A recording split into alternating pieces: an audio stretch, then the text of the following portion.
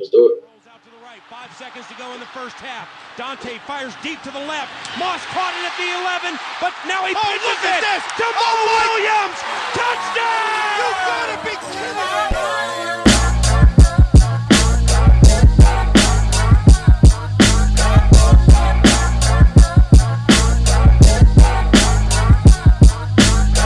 All right, welcome to another episode of Climbing the Pocket podcast. I'm your host this time, Yinka. You guys know me as Sexy Prince. We have a very, very special guest on air this time. Paul Allen, the voice of the Vikings. Say hi to everyone, Paul. Hello, Sexy Prince. Hello, everybody.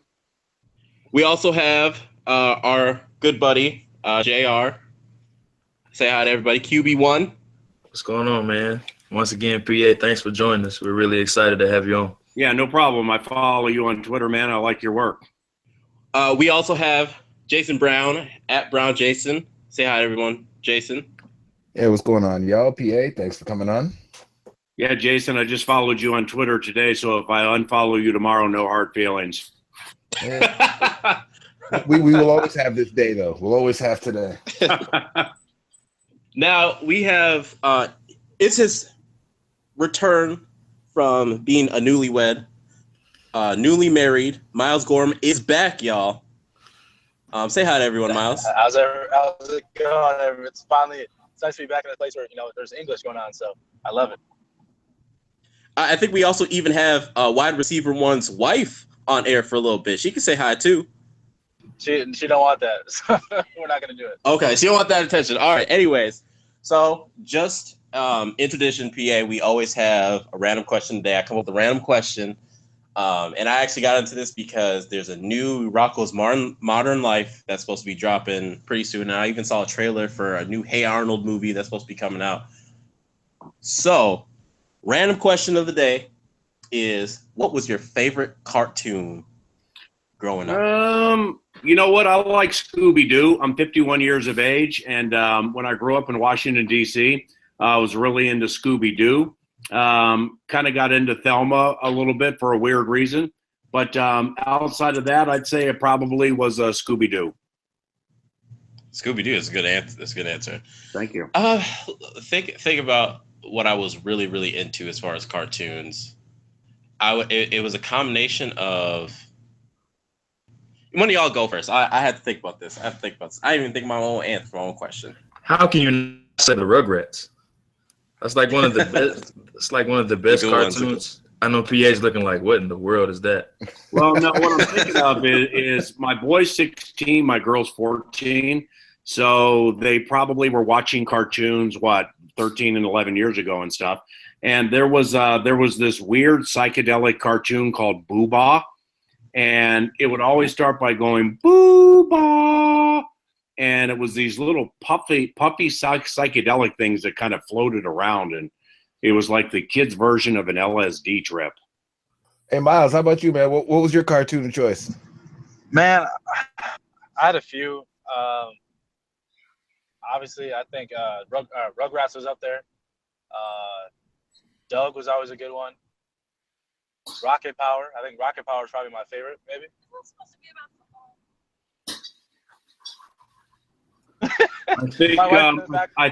I think Miles is taking an early marriage L right now.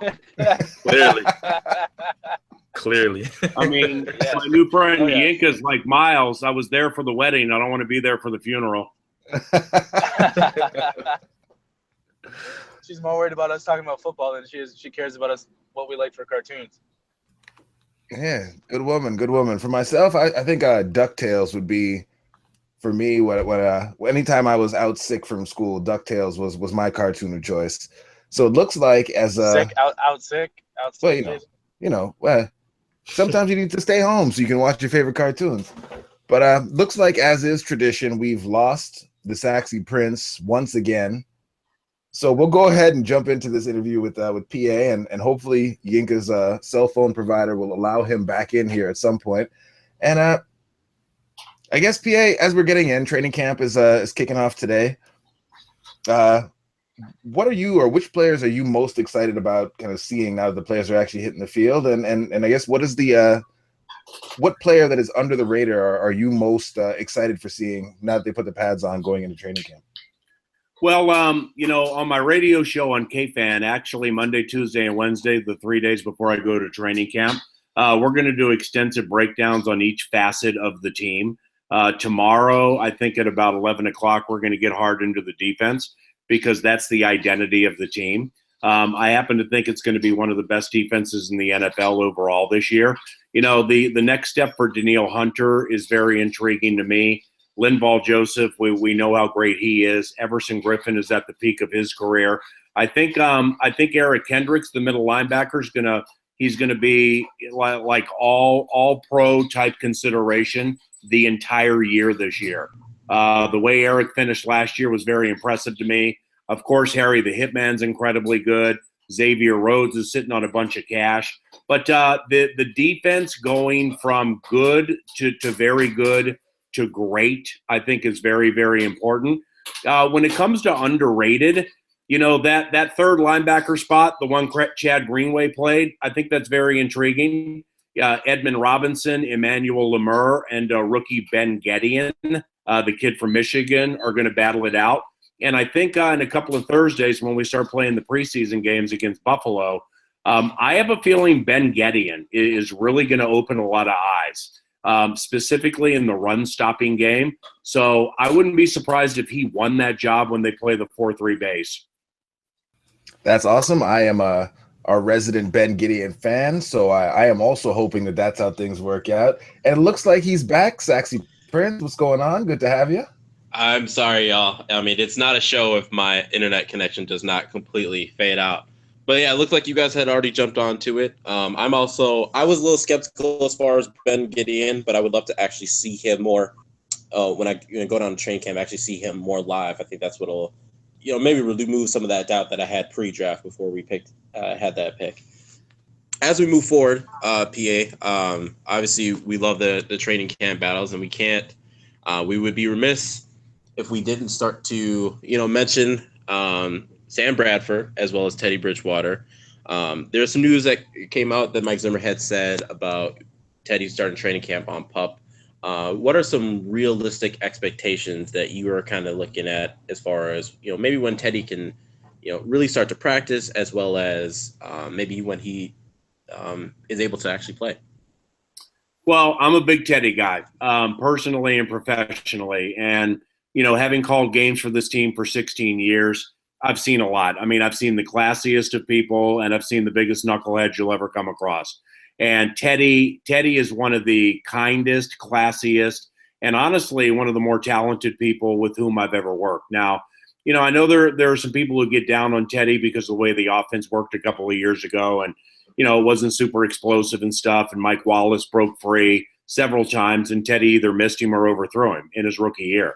But we did win a division with Teddy Bridgewater at quarterback. And I know the defense and Peterson had a lot to do with that, but Teddy has the opportunity to be a really good quarterback. Now, when it comes to his progression, my take always has been is that he would be on the PUP to start the season. And if I had to bet, and this is certainly not speaking for the team, I wouldn't be surprised if he was the backup quarterback somewhere middle of the season.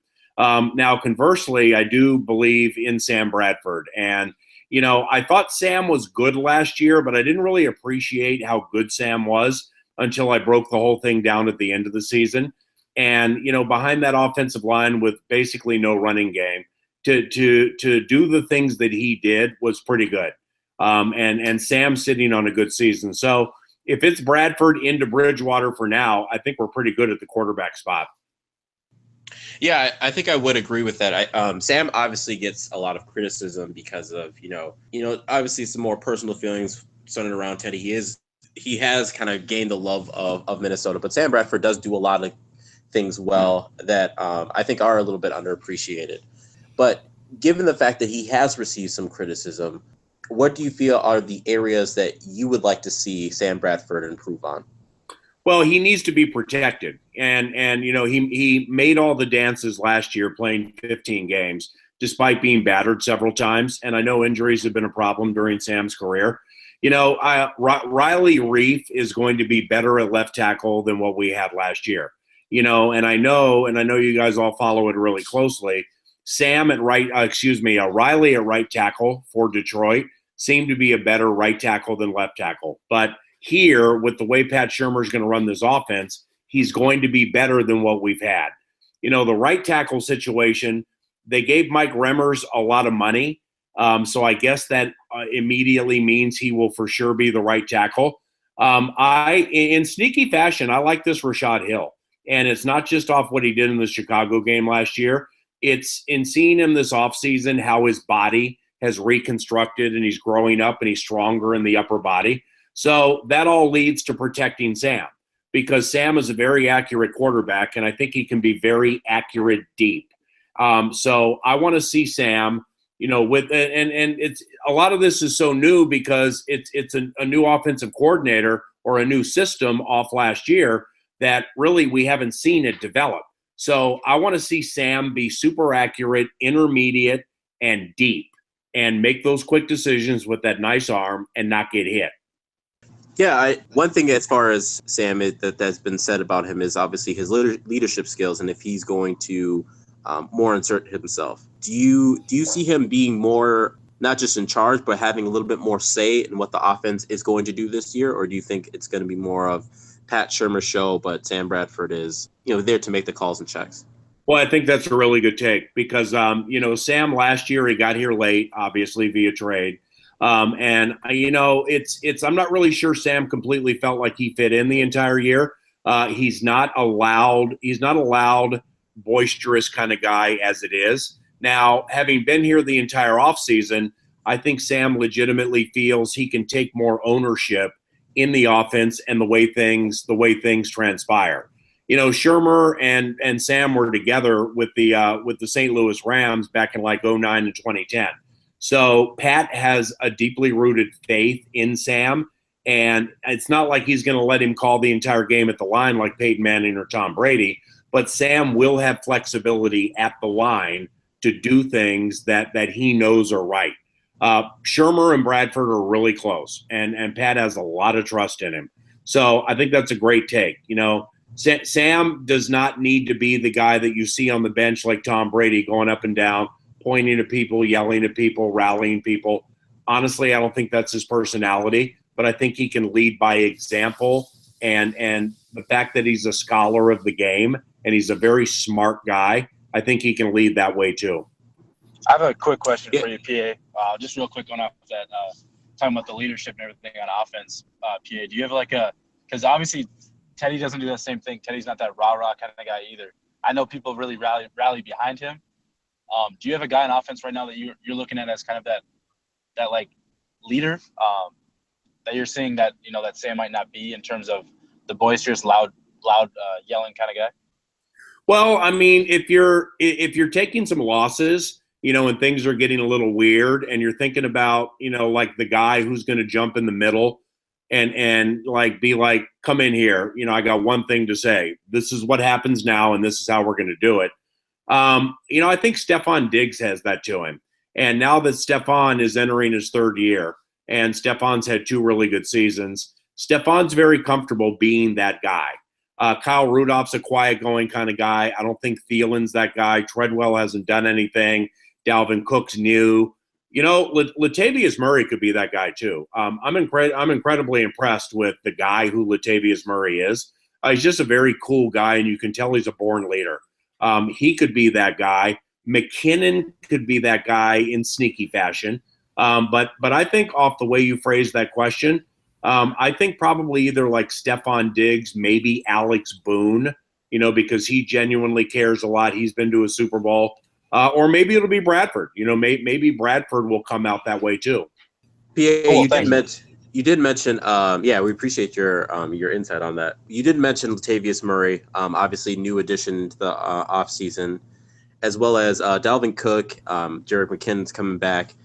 So this is obviously a fairly new running back crew. How do you feel as if this crew will affect the team, as well as what do you think that their contributions are, and how is it going to be different than maybe years prior? Well, I might be wrong with this, and when I bring it up on my radio show, I get negative emails and tweets, and I understand where Vikings fans are coming from. because Dalvin Cook is the most talented back on the team. And I'm not an idiot. I know that. But he also doesn't know the NFL like McKinnon or Murray, and he doesn't know the plays like McKinnon. So I just went through an entire offseason of organized team activities and minicamp watching Jerick McKinnon as the number one back on the team. Latavius Murray missed everything. So when the veterans start next Thursday, Latavius has a lot of catching up to do. Dalvin Cook is amazingly talented. From the minute I saw him in rookie camp, turn the corner and plant his foot and put the pedal to the metal, Dalvin's very fast, catches it very fluidly, bounces off guys. But the running game's going to be different. There's a cutback element to this running game that by design that we have not seen since Adrian Peterson has been here.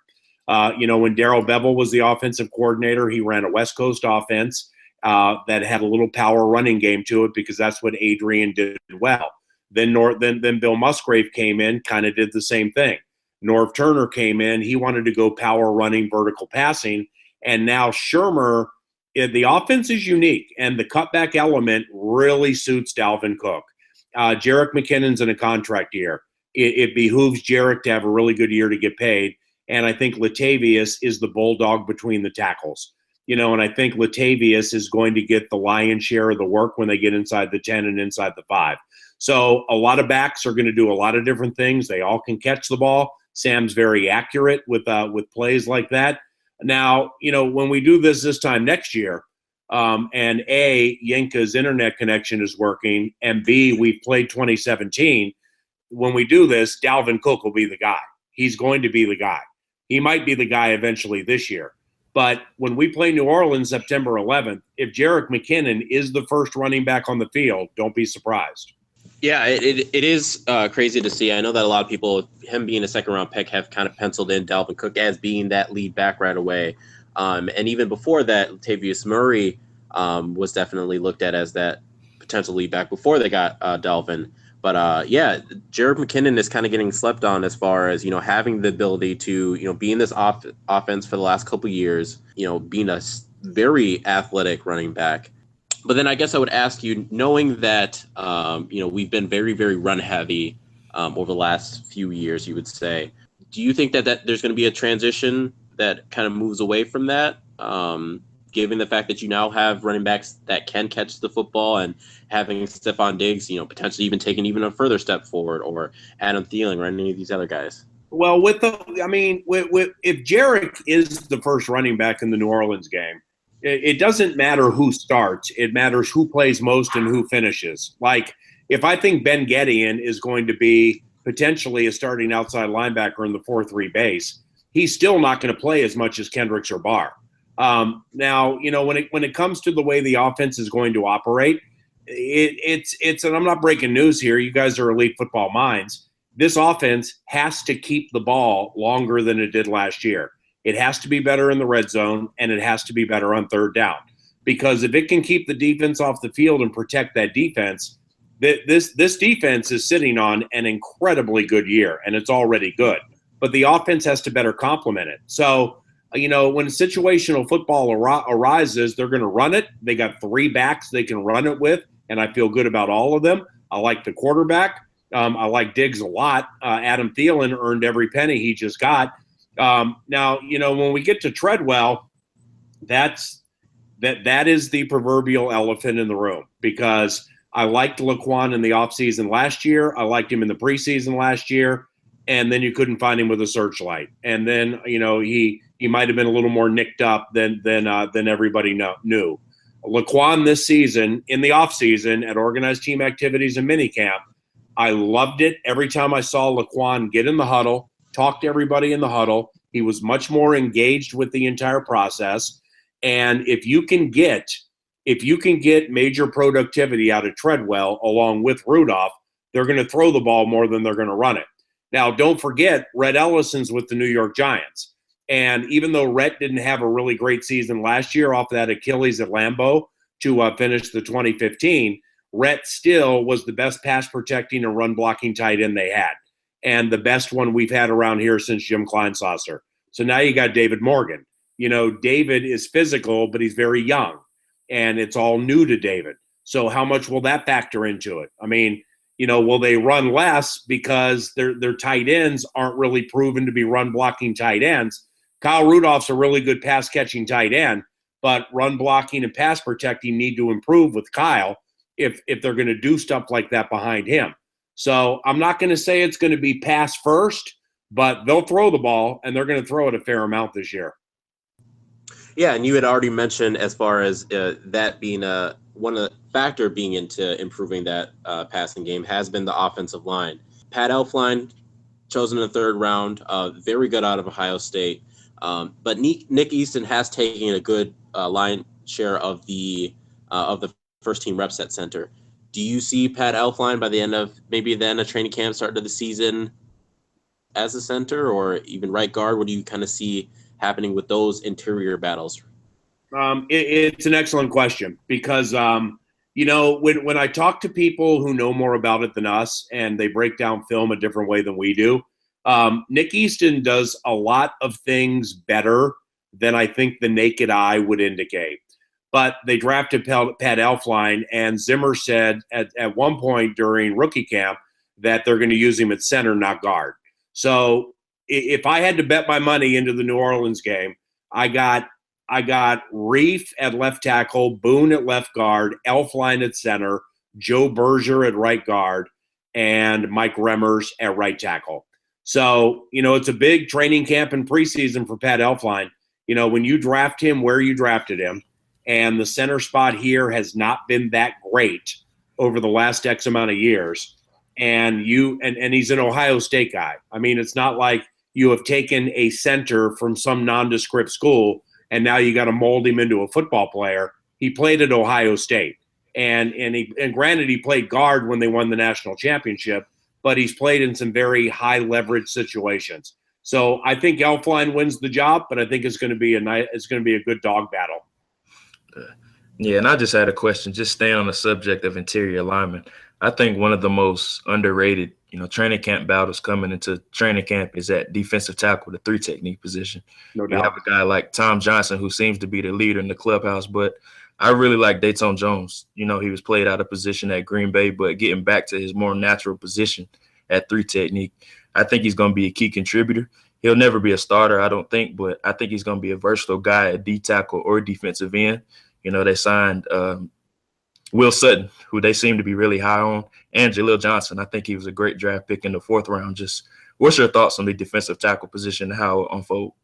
I think it's a great point, because the things I was hearing behind the scenes right after the season last year was they wanted more of a pass rush from the 3 technique spot.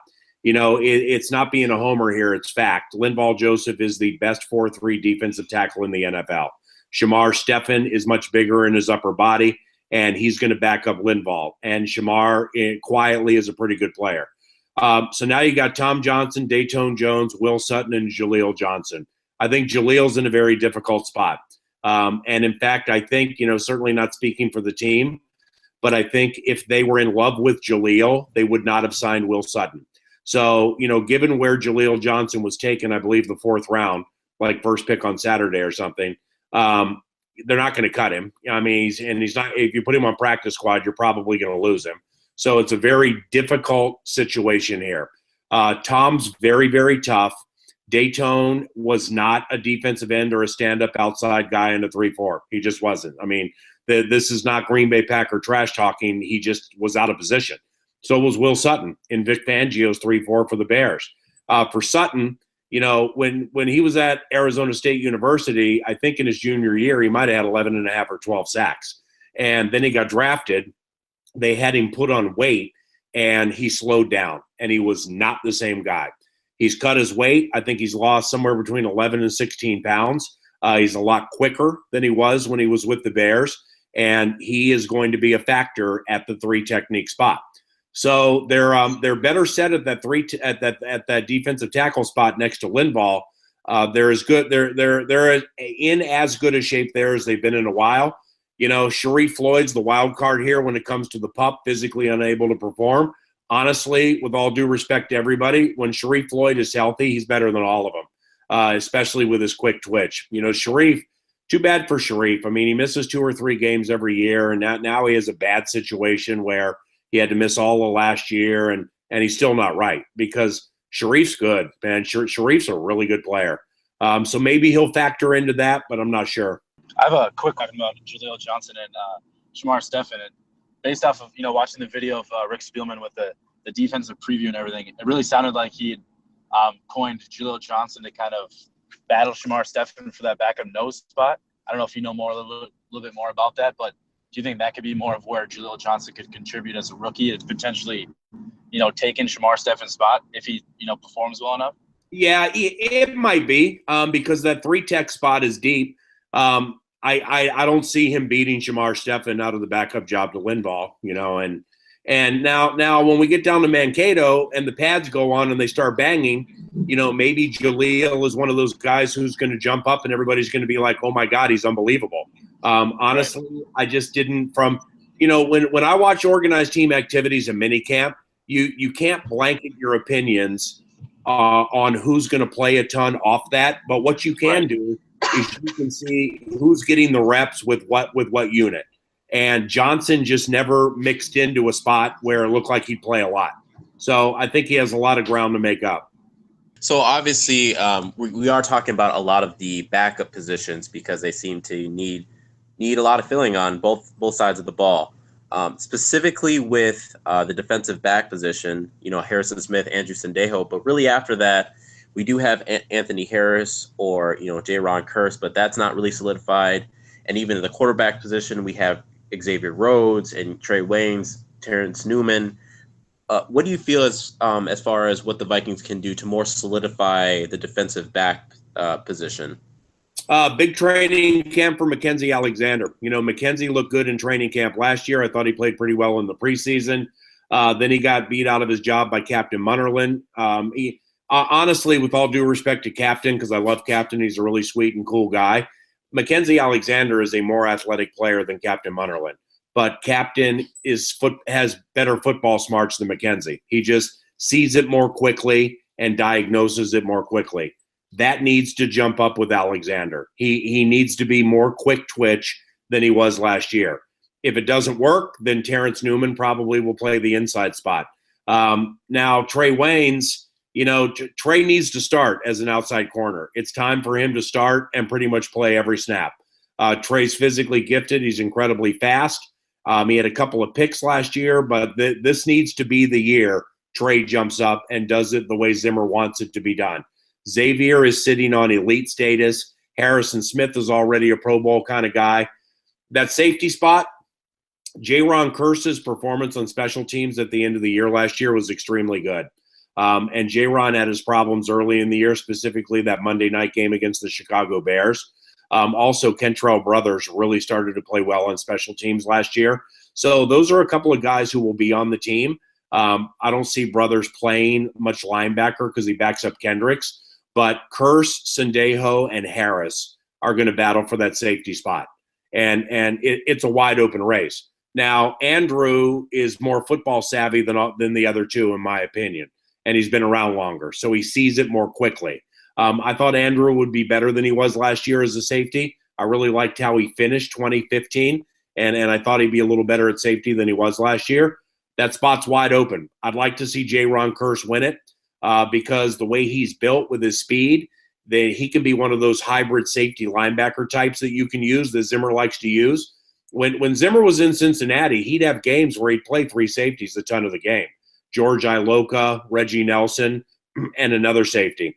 And with Curse, I'm not saying he's Dayon Buchanan or Shaq Thompson-like, but he can be that hybrid safety linebacker, and that would give you a lot of flexibility, but he's got to win it. Speaking of Zimmer, I know that we've talked about a lot of the players and how they're going to evolve and change, but we've also talked amongst ourselves about how we want Zimmer to more step into a CEO role.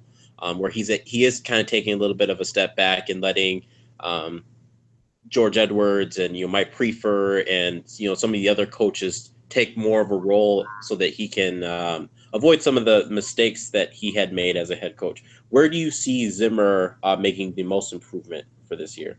What mistakes did he make as a head coach? I know that as far as some of his decision making, I think Detroit was one of the Oh yeah. calls that he was kind of criticized for, and some situational things where it's not necessarily his fault, but the fact that he's so involved with the defense and all aspects of that doesn't allow him to step back. So I'm just curious of what you think is going to be where his role is going to evolve for this season. Yeah, I see what you're saying there. Mike actually spent a lot of time this offseason on his own going over game management. And in fact, there were a few Sundays ago, man, where there was a Vikings women's pro day or some type of Sunday event they had at Winter Park, and I got there early to MC it. And like 8:15 in the morning on a Sunday during the time where there was no minicamp or anything, and Zimmer's truck was there. And he was in his office going over game situations. So, this is very important to Mike, some of the stuff you're talking about now. Honestly, I don't have a problem with George Edwards calling the defense. What I do have a problem with is that Zimmer is an elite defensive coordinator, and I don't think anybody can dispute that. The timing of his calls, the way he sets things up in quarters 1 and 2 to unleash them in quarter 4, and you don't see it's coming. I just think I don't think Mike would be comfortable not calling the defense, and he's extremely good at it. So I want him to continue to do it. When we start playing preseason games, we'll see if George calls the defense at all. Shermer will handle the offense. Prefer will handle the special teams. Maybe Mike will bounce around more and have a little more of a say in the way things go offensively or defensively. Mike is an elite leader. He's very good at getting everybody around him in coach yet fatherly fashion to get them to believe in the way he wants it done. And he works so hard that I think a lot of people around him feel guilty if they don't work as hard as him, like they're letting down dad. So if somebody else calls the defensive plays this year, then so be it. We'll see how it works out, but I'm a fan of Mike calling the plays. Jason, JR, Miles, do you guys have any other questions for PA? Yeah, just a quick one. I know there's a lot of notable names. You talk about Treadwell, a guy like Diggs, of course, Teddy and Sam. Who's one name that a lot of people aren't really paying attention to that you think can turn heads at training camp? I think one is Rodney Adams, the wide receiver from South Florida. When I watched a lot of stuff he did at South Florida, honestly, I hadn't heard much about him up to the draft. I'd heard of him, but didn't know much about him. So then we took him. So then I broke down a lot of stuff he did at South Florida. A lot of it was Cordero Patterson-like, a lot of bubble screens, a lot of reverses, a lot of short stuff, quick twitch off the line of scrimmage. Then I watched OTAs and minicamp, and I saw a lot of intermediate to deep stuff. So I think Rodney's going to open a lot of eyes at training camp, a lot faster than I thought. There's a defensive end from LSU, and his name is escaping me now. Tayshaun Bauer. Thank you. Keep your eyes on him. I love how he's built. I've had people tell me that he plays like Danielle Hunter, and that I know it's a convenient comparison because they both went to LSU.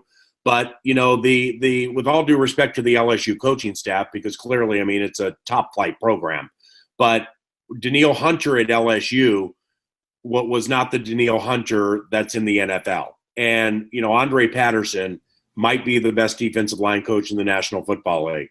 And what he gets out of players is unbelievable. Tom Johnson has had the best run of his career led by Andre Patterson. Shamar Steffen, 7th rounder from UConn, thanks to Patterson and his assistant Robert Rodriguez and the way they coach. Shamar is going to play a lot this year.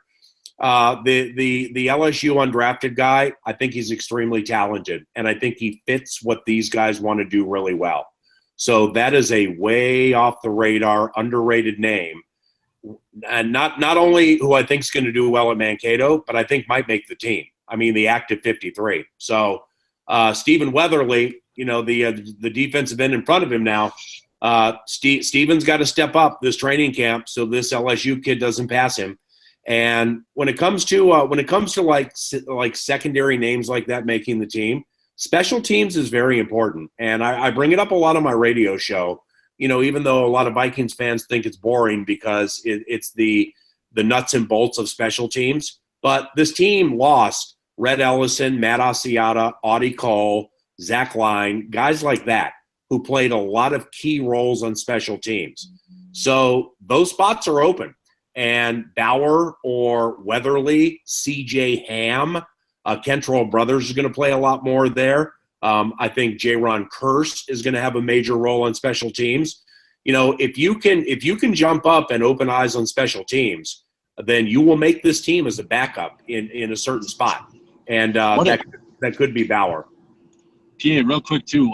You've talked about some of the under the radar guys. What are your thoughts on Jack Tocho out of North Carolina State? I know I've been a big fan of his. I've talked to from Vikings corner who's a big fan of his, and he thinks he's gonna turn some heads. So I want to get your thoughts on him. Honestly, I do not know much about him, and I'm excited to watch him in training camp. You know, I didn't really see anything from him in minicamp or organized team activities that jumped out at me where I went out on my way to talk to somebody about him.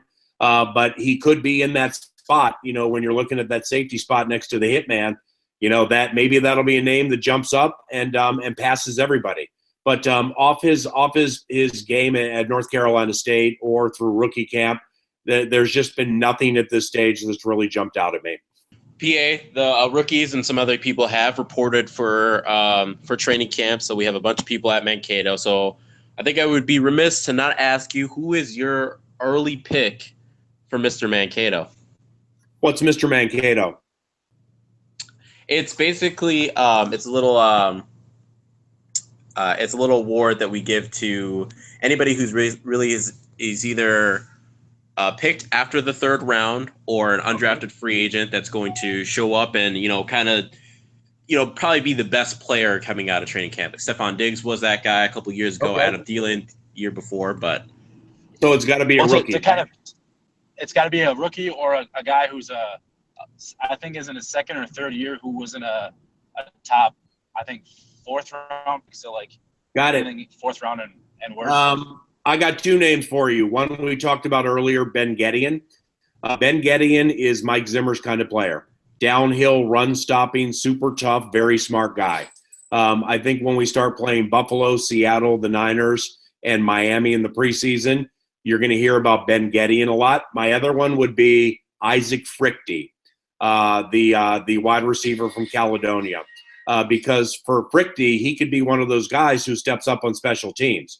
Believe it or not, if they were to line everybody up on this team at the 100-yard line or at the 0 and go all the way down 100 yards, Frichte might win that race. He's one of the fastest guys that I've seen around here in a long time. He's very tough and he's very smart and he's been around for a while. So I'd say Ben Gedeon or Isaac Frichte. Our good buddy Jason actually wrote an article not too long ago, and he's kind of turned the eyes on to some people. Bucky Hodges was his pick, and I kind of feel the same way. A few other guys feel the same way. He's definitely a player that we are kind of looking forward to as far as his athletic profile just being so high, being a steal in the 6th round. So that's where you're really getting our selection from. Well, we'll see. You know, I don't from what I know about Bucky in his collegiate career, he's not big on run blocking or pass protecting. And to be a tight end who plays a lot on this team, you're going to have to do both. Now, he's fast and he's tall and he can catch the ball.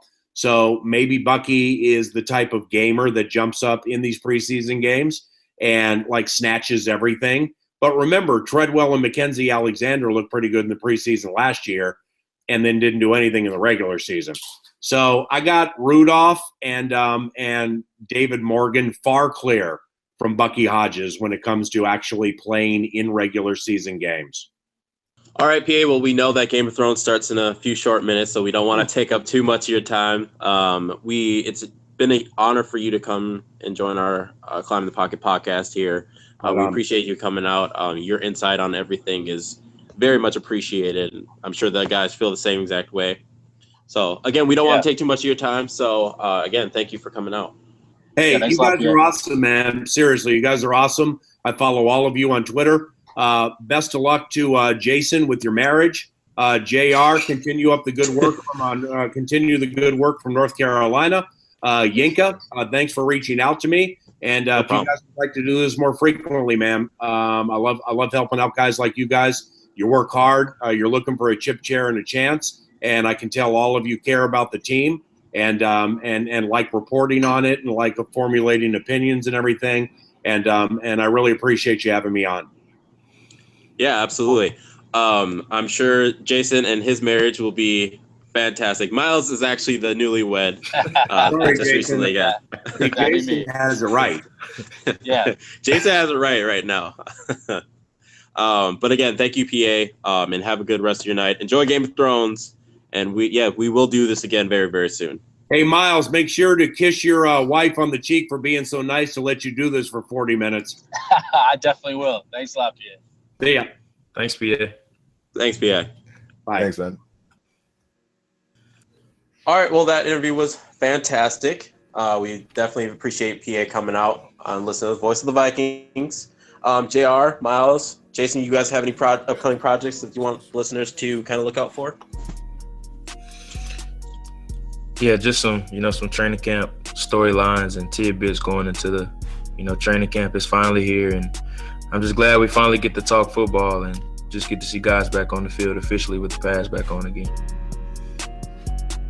Miles, Jason, you guys got anything in the pipelines? I've got Game of Thrones to go watch, so nah. Yeah, I'm getting dressed up right now. Everyone coming out. Miles, JR, Jason, myself, Saxy Prince. Hope y'all enjoy the show. And yeah, give us likes, reviews, retweets, all that stuff. We'd love to hear from you, any feedback that you can provide. All right, y'all have a good night. God bless.